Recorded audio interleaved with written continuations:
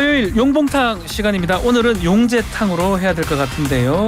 김용남 전 국민의힘 의원, 윤재관 전 청와대 국정비서관 두 분 나오셨습니다. 안녕하십니까? 네, 안녕하세요. 네. 자, 두 분도 이제 8개월 남은 총선 출마 준비를 하고 계시는 거죠? 그렇죠. 8개월이 안 남았습니다. 네, 채 안 남았습니다. 예.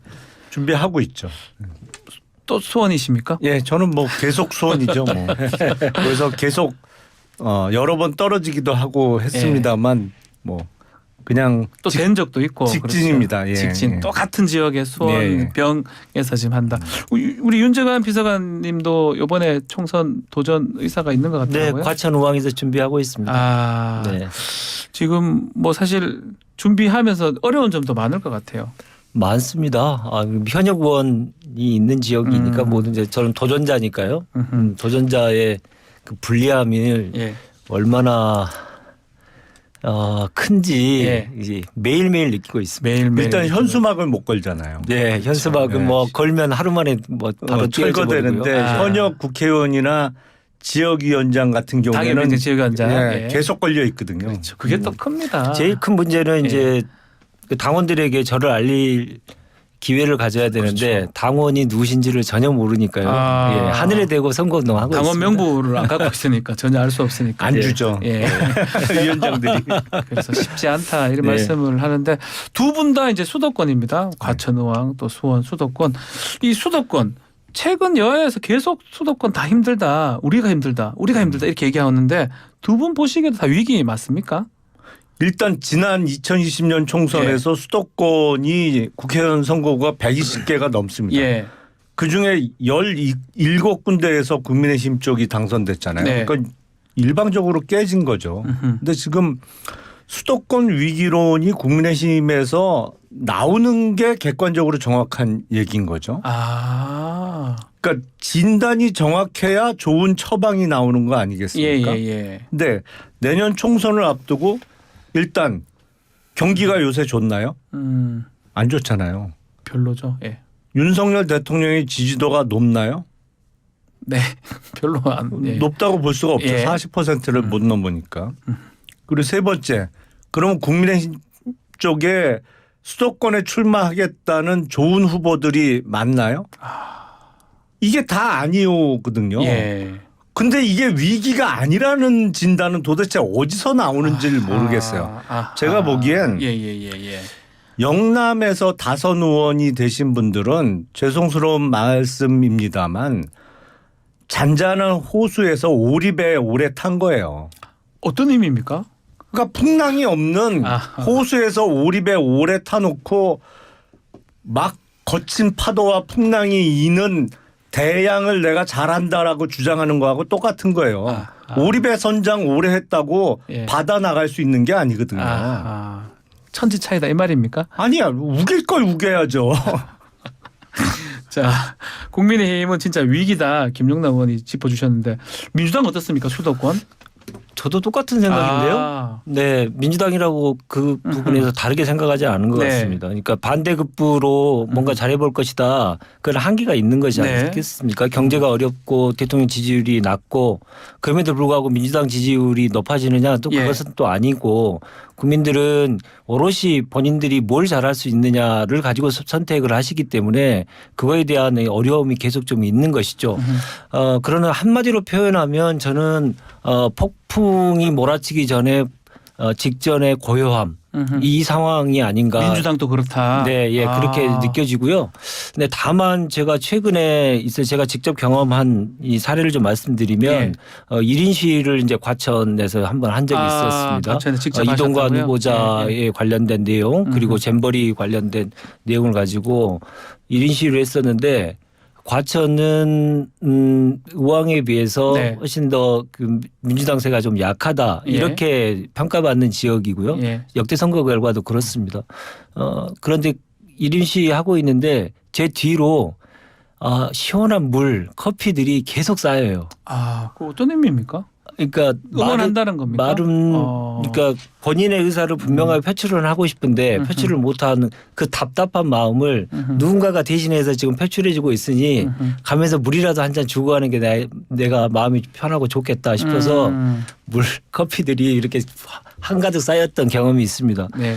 그래서 뭐 그런 것으로 이제 힘을 내면서 합니다만은 여전히 위기감은 함께 느끼고 있다 이렇게 보시면 될 것 같습니다. 국민의힘부터 얘기를 하면 이철규 사무총장이 네. 이른바 이 승선 불가론 얘기를 하고 또 수도권 그래도 이길 수 있다, 일당 될 수 있다 이런 얘기를 좀 했거든요. 이런 지도부 메시지는 어떻게 봐야 됩니까? 이게 유리한 겁니까? 도움이 되는 겁니까? 아니 그런 메시지에 무슨 근거가 있으면 믿으려고 노력이라도 할 수 있겠는데 근거가 없잖아요. 그러니까 앞서 제가 뭐 경기가 좋냐 예, 뭐 세 가지 지표 말씀하셨어요. 했습니다만 그거 다 아니고 그러면 그 여론조사 결과라도 좋게 나오느냐 네.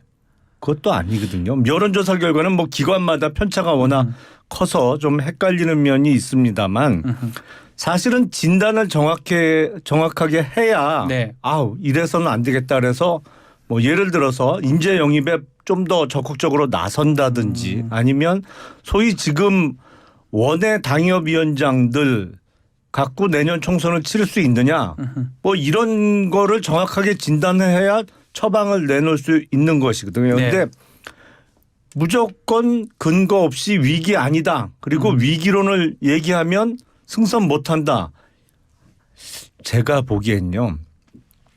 그렇게 경직되게 당의 분위기를 만들다가 연거푸 선거에서 참패했습니다. 2016년 총선에서는 민주당이 사실은 둘로 갈라졌잖아요. 예, 국민의당도 나오고 예. 그래서 당연히 이겨야 되는 선거인데 그때 뭐 친박 나중엔 찐박 공천하면서 예. 당시 박근혜 대통령에 대한 충성도 위주로 공천하겠다고 그걸 또 앞장섰던 사람들이 있는데 나중에 국회에서 탄핵소추안 표결할 때 네. 반대 토론 한 명 안 했어요.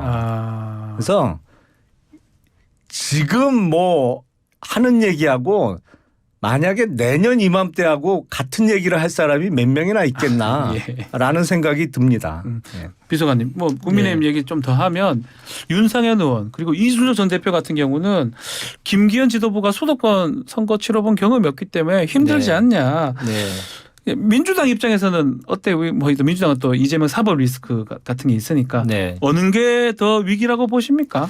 근데 지도부 원초적으로 그렇게 판단하면 제가 볼 때 많은 것을 잃을 것 같고요. 왜 지금 여야가 공의 위기의식을 느껴야 되냐면 정치의 효능감을 국민들에게 전혀 보여주지 못하고 있는 거죠. 예. 정치가 뭔가를 바꿀 수 있다. 그리고 뭔가를 실제로 바꾸더라.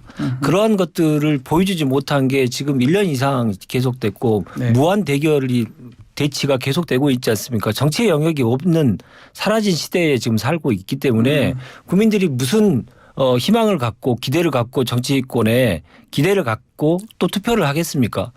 그러한 문제점에 대해서 보다 본질적인 문제를 가지고 얘기를 해야지 양당의 지도부에 관련된 얘기는 차후의 문제라고 생각하고요. 그러니까 정치를 자꾸 복원시켜야 되는데 집권여당과 대통령이 정치를 아예 희화시키고 아예 정치 영역을 아예 안 만들지 않습니까? 예. 그것은 뭐 함께 죽자 그러다 보면 집권하고 있는 우리가 더 유리할지 모르겠다 이런 얄팍한 수가 있는지 모르겠습니다만은 어떻게 국민에게 염치가 있어야죠. 그렇게 전국 운영을 하면 되겠습니까? 그것부터 먼저 짚어야 된다고 생각하고요. 네. 두 번째 리스크의 당 지도부 리스크를 따지자면 아니 당연히 국민의힘 리스크가 더 크죠. 아 그렇습니까? 왜냐하면 저 이재명 대표 리스크라고 하는 것들은 그동안 1년 넘게 탈탈 털고 1년 넘게 다 국민들에게 선보인 거 아닙니까? 그럼에도 불구하고 이만큼 버티고 계속 오해왔고 그리고 그동안에 4번의 이제 소환조사가 있었습니다만은 뭔가 없으니 저렇게 털었는데도 사실은 아무것도 못하고 있는 거 아니냐라는 평가를 받고 있고 예. 다 반면에 국민의힘은 뭔가를 본인이 스스로 뭔가를 하기 위한 노력조차도 않고 그냥 용산의 그 오도만을 바라보고 있는 거 아닌가라는 게 국민들의 기본적인 생각 아닙니까? 그러면 가면 갈수록 여기는 리스크가 오래전부터 노출이 돼서 계속 리스크가 줄어들고 있고 아하. 민주당은 국민의힘은 그 리스크가 계속 잠복되어 있는 상태에서 개선하려고 하는 노력도 지금 없는 상태이고 아하. 그럴 만한 능력도 없기 때문에 제가 볼 때는 김기현 리스크는 점점 더 커질 수밖에 없다 이렇게 봅니다. 여당 입장 어떻습니까? 그러니까 국민의힘 지도부는 예. 더불어민주당의 저런 태도 때문에 낙관하고 있는 것 같아요. 내년 총선을. 그러니까 이재명 대표가 털어서 나온 게 없다? 예. 아니 그걸 어느 국민이 믿으시겠어요. 사실은 나온 게 많은데 체포동의안이 국회에서 더불어민주당이 주도로 부결이 됐잖아요. 물론 30여 표의 반란표는 나왔습니다만 워낙 다수 의석을 점유하고 있다 보니까 체포동의안이 국회 차원에서 부결이 돼서 법원의 영장재판 단계까지 못 넘어간 것뿐이죠. 그리고 공직선거법을 비롯해서 뭐 대장동 사건 등 여러 사건이 기소가 됐습니다만 대장동 사건은 특히 지금 제대로 재판 한번 안 열렸잖아요. 네. 계속 공전시키고 뭐 준비기일로 시간을 끌고 있는 것이고 지금 아마도 다음 달쯤 영장이 청구될 것으로 보이는 9월 달? 쌍방울 네. 대북 송금 사건이나 백현동 사건 그거가 이제 정말 나온 게 없으면 더불어민주당이 주도해서 체포동의안 통과시켜야죠. 그래서 법원의 영장 재판을 기꺼이 받겠다라고 나와야 되는데 지금 소위 친명계에서는 뭐 입장은 해서 출석은 하되 표결 때는 뭐 다 퇴장하자 이런 얘기 지금 하고 있는 거잖아요. 근데 저런 태도만 믿고 내년 총선을 국민의힘 지도부가 낙관해서는 안 된다라는 말씀을 제가 드리는 것이고 네. 물론 이재명 대표의 사법 리스크가 큽니다만 만에 하나 이재명 대표가 사라지면 어떡할 거예요. 그러니까 있는 게 나아요, 없는 게 나아요, 국민의힘. 국민의힘의 순수하게 선거 전략적으로만 말씀드리면 네. 이재명 대표가 계속 더불어민주당의 대표로 있는 게 내년 총선을 치르기에 국민의힘 입장에서는 유리하죠. 그런데 만약에 사라지면 그다음 대책 지금 국민의힘 지도부가 대책이 있느냐 제가 보기엔 대책 없어요. 국민의힘의 가장 큰 리스크는 이재명 대표가 이 판에서 빠지는 겁니다. 아하. 그러면 대책 없어요. 예. 그래서 윤재관 비서관님. 그래서 지금 국민의힘이 이재명 대표와 관련된 내용만 얘기만 나오면 왔다 갔다를 계속 하고 있죠. 가령 예를 들어서 작년과 올해 초에 계속 방탄국회 열지 마라. 예. 비회기 기관을 꼭 둬라라고 계속 얘기를 했던 분들이 지금은 회기 계속 열자. 비회기 기간 두지 말자 계속 이러고 완전히 반대의 말을 하고 계시잖아요. 네. 그러니까 이재명 대표만 가지면 무엇이 옳은 것이냐에 대한 판단은 전혀 하지 않고 그냥 정치적인 득실만 가지고 계속 얘기하는 거죠. 이재명 대표를 계속 끌고 가야 된다. 그리고 민주당을 계속 흔들어야 된다. 민주당 내에서 교란 행위가 있도록 우리가 자극을 해야 된다. 이런 얘기들만 계속 하고 계시니 정치가 뭐 어떻게 되겠습니까? 제가 앞서 분명히 말씀을 드렸잖아요. 여야가 어떤 관계가 되겠습니까? 순수하게 선거 전략적으로만 예. 말씀드리면 이재명 대표가 계속 있어야 되는 것입니다만 국가의 사법적 정의라는 차원에서는 당연히 사법적 정의가 실현돼야 되는 게 마땅하겠죠. 이제 그러니까 그거는 선거 전략과는 또 별개의 더 큰 문제니까요. 사실은 정의 실현이 더 맞겠죠. 네. 국가가 달성해야 될 목표가 정의 실현만 있는 건 아니죠. 당연히 정의 실현은 당연히 있어야 되는 거고 그리고 국가의 운영에 있어서도 가장 기본적인 원리는 지켜져야 됩니다. 가령 예를 들어서 이렇게 보십시오. 작년 9월 1일 9월이면 정기국회가 개원을 하는데 본격적인 정치의 시즌이 시작된다는 얘기입니다. 그 통해서 이제 민생도 해결하는 것이고 정치가 해결해야 될 많은 것들을 그 시즌에 해결하는 것이죠. 정치가 이제 전면에 부각돼야 될 시즌에 작년 9월 1일 날 기억나십니까? 정기국회가 시작하자마자 야당 네. 대표에 대한 소환 통보를 날리면서 정치가 없다라고 하는 것을 그냥 국민들에게 대외적으로 공표를 하셨어요. 그러고 나서 지금까지 계속 그럽니다. 이재명 대표에 대한 신병 처리 문제에 관련돼서 저렇게 정의 구현 얘기하시고 정의를 얘기하실 거면 그러면 이미 8월 달에도 얼마든지 할 수 있었어요. 계속 할 수 있는 거 아닙니까? 그리고 9월 달부터는 국민을 위한 정기국회를 제대로 하면 되는데 네. 이것을 질질 끌어서 9월 달까지 무조건 가겠다는 거예요. 왜 9월 달까지 가야 표결 처리를 할 수 있으니까 그러면서 민주당을 흔들 수 있으니까 이렇게 생각을 하니 국가가 어떻게 되는 겁니까? 국가는 국가는 국민들을 위해서 여러 가지 입법 활동도 해야 되고 정의구현 실현도 해야 되고 여러 가지 가치들이 있는 겁니다. 근데 오로지 딱 한 가치밖에 없는 거 아닙니까? 이재명 죽이기, 민주당 죽이기. 이 한 가치만 가지고 지금 국정을 운영하고 있으니 아까 말씀하셨듯이 대통령의 지지율이 이만큼 떨어지고 국민들이 이만큼 답답해하고 있는 거 아닌가.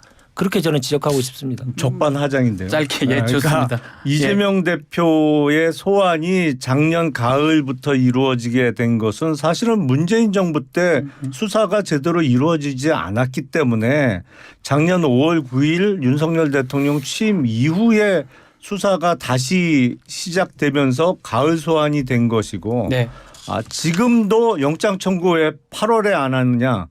아니 이화영 전 부지사의 재판을 지금 몇 번을 공전시키고 있는 게 누군데요. 알겠습니다. 그게 지금 뭐 검찰에서 공전시키는 거예요. 정부 여당 쪽에서 공전시키는 이번에도 거예요. 공전이 됩니다. 예. 사실상 이번에도 예. 변호인이 안 나온다는 예. 거 아니에요. 그러면서 이화영 전 부지사의 진술이 법정을 통해서 확인돼야 되는데 지금 거의 한 달째 공전시키고 있잖아요. 그러니까 영장 청구가 다음 달도 늦어질 수밖에 없는 거죠. 고의로 지연시킨 건 아닐까요?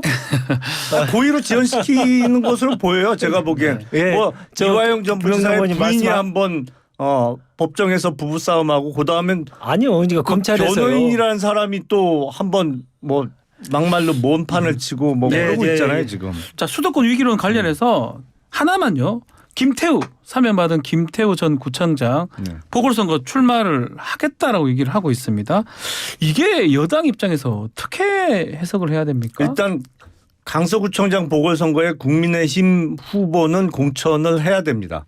왜냐하면 그게 김태우 전 구청장의 사면복권의 취지거든요. 그러니까 내부 고발자 내지는 공익신고자에 대한 사법적 배려가 부족했다는 사법정책적 판단 하에서 사면복권이 이루어진 거기 때문에 국민의힘이 자당 후보를 못 낼 정도의 어떤 파렴치한 범죄가 이루어진 것은 아니다라고 봐야 되기 때문에 후보를 내는 것은 맞고 다만 그 후보가 김태우 전 구청장이냐 아니면 제3의 인물이 될 수 있느냐 이거는 당 지도부가 선거를 승리하기 위한 고민의 차원에서 좀 더 고려를 해야겠죠. 일단은 후보는 내게 될 겁니다. 민주당 입장에서는 뭐 이게 어떻습니까? 국민의힘이 계속 지금 공천 간보기를 계속 하고 있는 거 아닙니까? 김태우 내자니 바로 내자니 조금 눈치가 보이고 계속 지금 여론을 떠보고 있는 거 아닙니까? 정말 후한무치합니다. 네. 다른 것 다 떠나서 사법정의 아까 정의를 얘기하셨잖아요. 사법정의 얘기하셨으면 법원의 판결이 다 끝난 심판이 다 끝난 사람을 채 3개월도 되기 전에 사면은 하고 복권까지 시켜가지고 또 출마를 시키겠다? 이거는 하고 사법정의 얘기하시는 차원에서 보면 이건 말도 안 되는 거죠. 어떻게 대한민국 3권 분리국가에서 기소하고 법원의 판결을 3번이나 받았는데 이게 확정적인 이 범죄자라고 하는 것들이 확정이 됐는데 그 사람을 3개월 만에 다시 출마를 시켜요. 그걸 또 간보기 계속하고 있고 얼마나 지금 집권 여당이 후한무치하고 있는지를 여실히 보여주는 것이고 좀 당당하게 하십시오. 그냥 공천해야겠다 생각하면 지금도 공천해야겠다 하시고요. 간보기 좀 제발 그만하셨으면 좋겠습니다. 아니 공천은 할 거고요. 단체장의 성추행으로 잠깐만요. 단체장의 성추행으로 서울 부산의 보궐선거를 만들고도 다 후보를 냈던 더불어민주당 쪽에서 하신 말씀은 아닌 것 같습니다. 아니 그렇게 해서 그걸 비판을 하셨으면 본인들은 그렇게 안 하셔야 될 거 아닙니까? 아니, 그런 범죄가 아니라는 거잖아요. 그러니까 그런 왜 범죄가 아닙니까? 공익신고자 범죄가 아니고 제가 앞서 말씀드렸습니다만 내부 고발자 또는 공익신고자에 대한 사법적 배려가 부족했다는 정책적 판단하에서 이루어진 사면복권이다라는 말씀을 드린 거잖아요. 네. 아니 법조이시니까 너무 잘 아시겠지만 이번에 그 판결의 결과를 보면 공익신고자로서 인정을 못 받았지 않습니까? 1심부터 3심까지 최종심까지 일관되게 그걸 받지 못했습니다. 왜냐하면 여러 가지 다른 목적이 있었기 때문에 본인이 가지고 있었던 저질렀던 여러 가지 비리 이런 것들을 덮기 위해서 이걸 공개한 것이다라고 해서 목적상의 공익신고자의 의미를 퇴색시킨 것이기 때문에 인정을 받지 않았습니다. 그럼에도 불구하고 지금 국민의힘은 계속 공익신고자 계속 얘기하시는데 그게 바로 국민들을 국민들을 속이는 것이다 저는 네. 생각을 하고요. 예. 알겠습니다. 비밀 누설하고 성추행을 단순 비교하기는 어렵죠. 달리 봐야 된다 그렇게 보고요.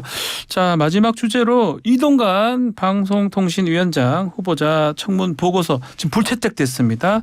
아마 조만간 그래도 임명이 될 것 같다라고 하는데 또 뭐 청문회가 이럴 거면 뭐 무슨 소용이 있냐 또 이런 얘기도 나오는 것 같습니다. 한번 전체적으로 평가 좀 해주십시오. 지난 문재인 정부에서도 청문 보고서 채택이 안 되고 임명된 장관들이 엄청나게 많았죠. 그리고 지금 이번 정부 들어서도 뭐 더불어민주당이 워낙 국회 의석을 많이 점유하다 보니까 거의 청문 보고서 채택이 안 되는 경우가 다수인데 이동관 후보자에 대해서 민주당이 제기하고 있는 그 불가론의 이유는 세 가지예요. 네. 첫 번째 방송 장악, 두 번째 학폭 문제, 세 번째 배우자의 인사청탁 문제. 네. 근데 방송 장악은 그야말로 뭐 추상적 표현이고 이동관 후보자가 방통위원장이 되더라도 문재인 정부 하에서의 방송 장악만큼은 할 수 없는 거는 뭐 객관적인 사실인 거고 방송 장악은 뭐 그냥 정치 슬로건이라고 보이고요. 예. 두 번째 학폭 문제는 그거는 그래서 강제 전학 조치가 됐잖아요.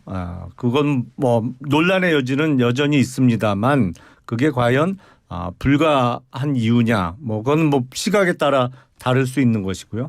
인사청탁 문제는 그래서 신고했잖아요. 바로 신고하고 그리고 그걸 공개를 했잖아요. 누가 나한테 돈 줬더라. 물론 그게 돈을 돌려주고 신고한 시기가 얼마의 간격하에 이루어졌느냐. 그건 뭐 사실 확인이 필요하겠습니다만 그걸 받은 것도 아니고 돌려주고 공개를 했는데 그거를 안 되는 이유로 드는 거는 조금 무리수 아닌가 싶어요. 자, 우리 윤 전 비서관 보시기에 국민의힘 이렇게 얘기합니다. 민주당이 이렇게 이동관 후보자 이렇게 결사적으로 반대하는 이유가 중립적 공영방송이 두려워서 이렇게 얘기하는데 어떻게 말씀 주실 수 있을까요? 같이 좀 말씀해 주시죠. 말장난이죠. 말장난이라고요? 중립적 공영방송이라는 게 본인들이 지금 하고 있는 지금 상황들을 한번 보십시오. 갑자기 KBS, MBC 이사회 그리고 대주주의 이사장을 그냥 갑자기 지금 해임하고 있지 않습니까? 예. 계속 그렇게 하면서 이제 공영방송을 장악하겠다라고 하는 야욕을 분명하게 드러내고 있으면서 그러면 뭐하러 그렇게 무리해서 하겠습니까? 본인들의 취지에 맞는 본인들의 입맛에 맞는 공영방송을 만들고 싶어서 그런 거 아닙니까? 그래놓고 왜 민주당에 덧지우기를 하는지 좀 이해할 수도 없는 거고 국민들은 그것을 다 알 것이다 저는 생각이 들고요. 이번에 16번째 청문 보고서를 채택하지 않고 임명할 가능성이 높은 16번째인데 이건 거의 지금 독재적 발상이 아닌가 싶습니다. 의회 절차를 무시하는 것이 아예 너무나 일상화되고 그것이 너무나 당연한 것처럼 얘기하는 이런 독재적 발상이 우리 사회에 계속 지금 뿌리 내리고 있다라는 생각이 드는데 그것이 단순히 고위공직자 임명 관련해서도 문제겠지만 사회 전반적으로 미치는 영향도 매우 부정적일 것입니다. 절차를 지키고 정당하게 어떠한 절차에 대해서 그것을 따르려고 하는 사람들보다는 그냥 대충 넘어가자 시간만 버티자 그냥 버티자 이런 사람들로 가득할 것이기 때문에 국정 운영이 정말로 더 난맥상으로 가지 않을까 우려가 되고 있습니다. 자, 지금 인사청문 대상이 아니라 수사 대상이다. 법적 조치 취하겠다. 민주당 얘기를 하고 있거든요. 그 가능성도 있을까요? 뭐 민주당에서 어떻게 나올지는 모르겠습니다만 민주당은 특검 내지는 국정조사를 남발을 하잖아요. 지금 사안이 몇 개인지 세다가 포기할 정도예요. 1특검 뭐 4국조 이렇게. 네, 뭐 특검이 하더라고요. 또 늘어나는 건가요? 하나 더 주장하는 건가요? 뭐 근데 그 얘기는 뭐 너무 남발을 해갖고 이제는 야당의 국정조사 요구나 이런 게 별로 이렇게 귀에 들어오질 않아요. 사안 건건마다 국정조사하자 뭐 특검하자 이러니까 너무 남발하는 경향이 있고 문재인 정부 시절에도 그렇게 청문 보고서 채택 없이 임명을 많이 해놓고 이제 와서 독재 운운하는 거는 그야말로 내로남불 이거는 베네병 아닌가 싶어요. 이게 고치기 참 어려운 것 같아요. 같다는 거죠. 짧게 이제 정리해 주셔야 될 것 같습니다. 이번 청문회를 보면 정리하면 딱 세 가지인 것 같습니다. 첫 번째 모른다. 그리고 못 준다. 그리고 거짓말이다. 이 세 가지인 것 같습니다. 자료는 절대 못 준다. 그리고 청문회 도중에 아들 담임의 그 기자회견이 나왔는데도 불구하고 본인은 그 관련된 내용들을 잘 모른다. 음흠. 이렇게 하면 다 발뺌해버리고 있고. 네. 그리고 다른 사람들이 얘기하는 거 다 거짓말로 치부해버리고. 이런 청문회가 계속 돼야 되는지 청문회를 완전히 무용론을 만들어버렸기 때문에 알겠습니다. 지금까지의 나왔던 여러 가지의 지적들이 앞으로도 계속 이어질 것입니다. 네. 국정 운영의 발목을 잡을 것입니다. 시간이 다 됐습니다. 아니 학폭의 피해자라는 학생이 아니라는데 알겠습니다. 담임 선생 말보다 피해자의 말이 가치가 떨어지나요? 자, 오늘 4명 중 1명만 그랬죠. 예, 이렇게 4명이 다 그런 건 아니었죠. 용간탄 용재탕 마무리를 하겠습니다. 자, 김용남 전 의원, 윤재관 전 비서관 두 분 감사합니다. 네, 고맙습니다.